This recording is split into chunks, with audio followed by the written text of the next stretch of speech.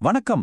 இன்னைக்கு நம்ம எல்லாருடைய வாழ்க்கையிலும் ஏஐ, அதாவது செயற்கை நுண்ணறிவு ஒரு தவிர்க்க முடியாத சக்தியா மாறிக்கிட்டே இருக்கு. குறிப்பா கல்வித்துறையில மாணவர்களோட பதில்களை மதிப்பிடுறதுல இது ஒரு பெரிய மாற்றத்தை கொண்டு வர முடியும். ஆனா இங்க தான் ஒரு பெரிய கேள்வி வருது. ஒரு மிஷின் போடுற மார்க்கை நாம முழுசா நம்ப முடியுமா? அந்த மதிப்பீடு நியாயமா, வெளிப்படையா இருக்கும்னு எப்படி உறுதியா சொல்றது? கவலைப்படாதீங்க. இன்னைக்கு இதுக்கான ஒரு மிக தெளிவான சக்தி வாய்ந்த வழியை பத்தி தான் நம்ம பார்க்க போறோம். இதுதான் இன்னைக்கு நிறைய கல்வியாளர்கள் மனசுல இருக்கிற ஒரு பெரிய தயக்கம். ஏஐ ஒரு பிளாக் பாக்ஸ் மாதிரி, உள்ள என்ன நடக்குதுன்னே தெரியாம அது இஷ்டத்துக்கு மார்க் போட்டா நாம என்ன பண்றது?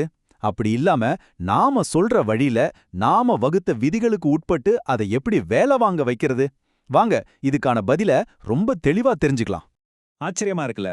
இந்த நவீன டெக்னாலஜி பிரச்சனைக்கு 2000 வருஷத்துக்கு முன்னாடியே வள்ளுவர் ஒரு வழியை காட்டியிருக்காரு.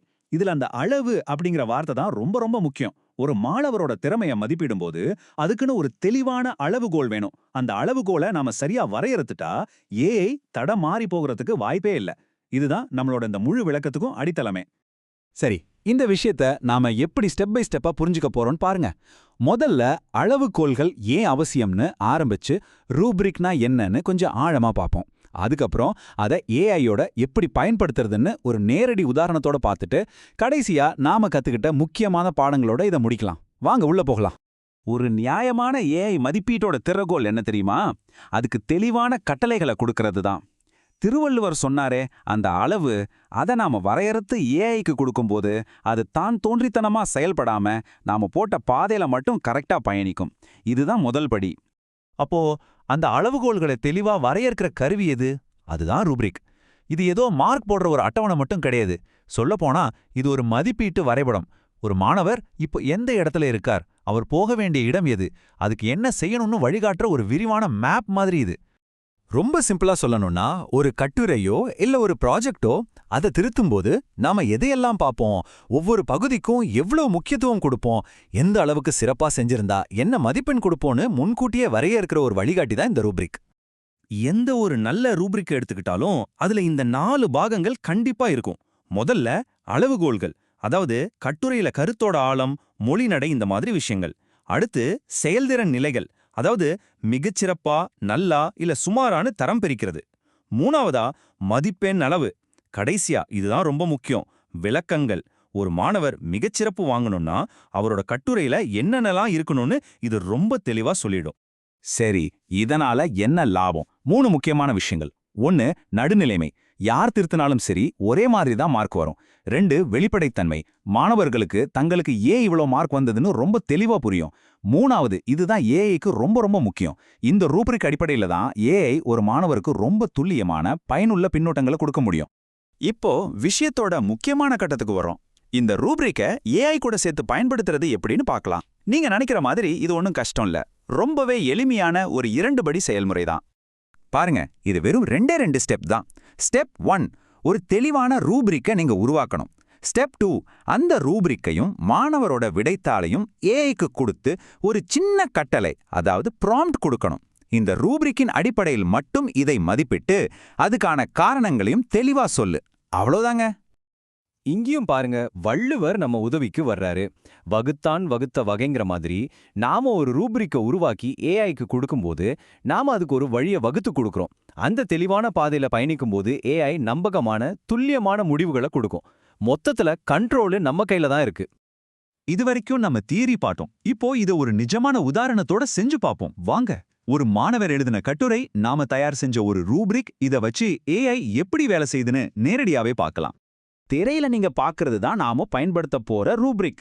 செயற்கை நுண்ணறிவின் நெறிமுறைகள் அப்படிங்கிற தலைப்புல ஒரு கட்டுரை. மொத்தம் 20 மார்க்கு. இதுல உள்ளடக்கம், மொழிநடை, மேற்கோள்கள், தனித்தன்மைன்னு 4 அளவுகோள்கள் இருக்கு. ஒவ்வொன்றுக்கும் மிகச்சிறப்புல இருந்து முன்னேற்றம் தேவை வரைக்கும் செயல்திறன் நிலைகளும் ரொம்ப தெளிவா வரையறுக்கப்பட்டிருக்கு. இதுதான் அந்த மாணவர் எழுதின கட்டுரையோட ஒரு சுருக்கம். ஏஐனால வர்ற சிக்கல்களான பிரைவசி, வேலை இழப்பு போன்ற முக்கியமான விஷயங்களை பத்தி பேசியிருக்கார். சில தீர்வுகளையும் கொடுத்திருக்கார். இப்போ நம்ம ரூப்ரிக் படி ஏஐ இதுக்கு என்ன மார்க் கொடுக்குதுன்னு பாப்பாமா? இதோ ஏஐ கொடுத்த ரிசல்ட் பாருங்க. இது வெறும் மார்க் மட்டும் கொடுக்கல, ஒவ்வொரு மார்க்குக்கும் பக்கத்திலேயே தெளிவான காரணத்தையும் சொல்லியிருக்கு. உள்ளடக்கத்துக்கு 5க்கு 3 மார்க், ஏன்னா முக்கிய விஷயங்களை சொல்லியிருந்தாலும் ஆழமான அலசல் இல்லைன்னு சொல்லுது. மேற்கோள்களுக்கு 0 ஏன்னா எந்த ஆதாரமும் இல்ல. மொழிக்கு 4 ஏன்னா இலக்கண பிழை இல்ல. ஆக மொத்தம் 20க்கு 9 மதிப்பெண்கள்.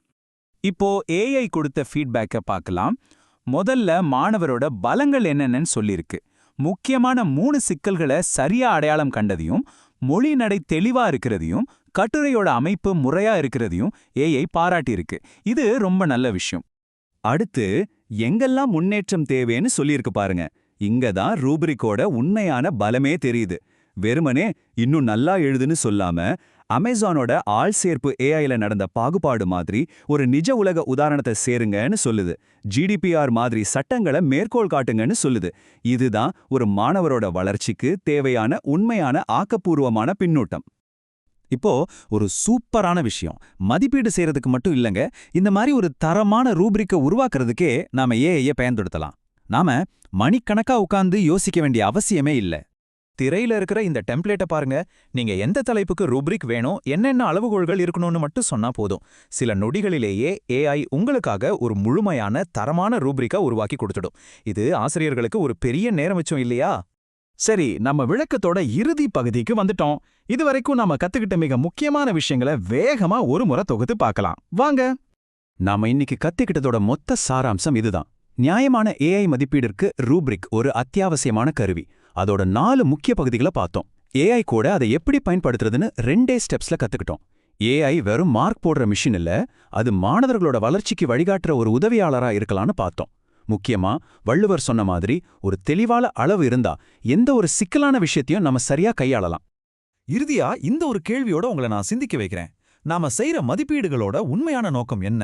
மாணவர்களுக்கு ஒரு எண்ணை கொடுக்கறதா, இல்ல அவங்க அடுத்த கட்டத்துக்கு எப்படி போகணும்னு வழிகாட்டுறதா? இத பத்தி நீங்க யோசிங்க. அடுத்த முறை இன்னொரு முக்கியமான தலைப்போட சந்திக்கலாம். நன்றி.